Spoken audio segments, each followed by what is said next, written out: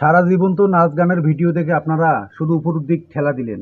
একটা আবার দেখেন মাওলানা ইসমাইল হোসেন বুখারী, ওনার ওয়াজটা একটা আবার শুনে যান, উনি কি বলতেছে এই ওয়াজের মাধ্যমে। আরে ভাই, হৃদয়টা একবার হলো আপনার কান্না করবে ওয়াজটা শোনার পর। আল্লাহ রাব্বুল আলামিন জানায় দেন, একেবারে নির্ধারিত সময়ে মালাকুল মউত আমার আপনার প্রাণ হরণ করে নিয়ে যাবে।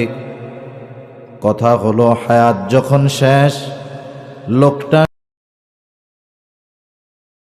সুস্থ হোক আর অসুস্থ হোক, যুবক হোক আর বৃদ্ধ হোক, হায়াত যখন শেষ হয়ে যাবে, এক মুহূর্ত এই দুনিয়াতে আর কেউ অবস্থান করতে পারবে না।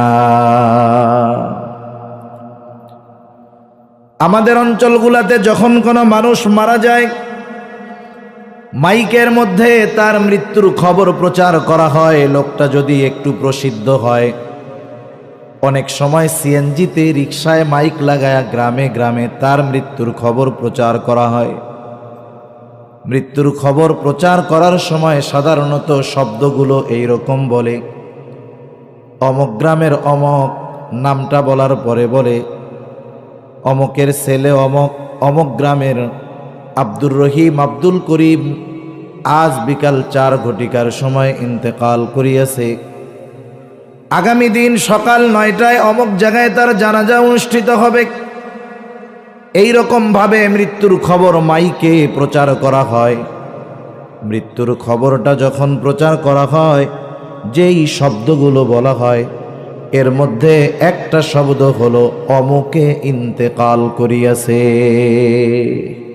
ইন্তেকাল শব্দটা ব্যবহার করে কি করে না? করে। ইন্তেকাল এটা আরবি শব্দ। ইন্তেকাল শব্দের অর্থ হলো স্থানান্তরিত হওয়া, চূড়ান্তভাবে শেষ হয়ে যাওয়া নয়। তার মানে আমরা বলি আব্দুর রহিম ইন্তেকাল করিয়াছে, মানে আব্দুর রহিম স্থানান্তরিত হয়ে এক জায়গা থেকে আর এক জায়গায় গিয়েছে। এতকাল আব্দুর রহিম ছিল দুনিয়ায়, ইন্তেকাল তথা স্থানান্তরিত হয়ে আব্দুর রহিম নতুন এক জগতের বাসিন্দা হয়ে গেছে। হাদিসের ভাষায় যেই জগৎটাকে বলা হয় আলমে বরজাখ, লোকচক্ষুর অন্তরালের এক জগৎ। ওই জগৎটা মানুষের সামনে নাই, মানুষের চোখে ওটা দেখার মতো ক্ষমতা আল্লাহ তাআলা দেন নাই। দেখা যায় না বিধায় অস্বীকার করারও কোনো সুযোগ নাই। কারণ দুনিয়াতে আমরা অনেক কিছু না দেখেই বিশ্বাস করি আমি ওদিকে আর যাব না।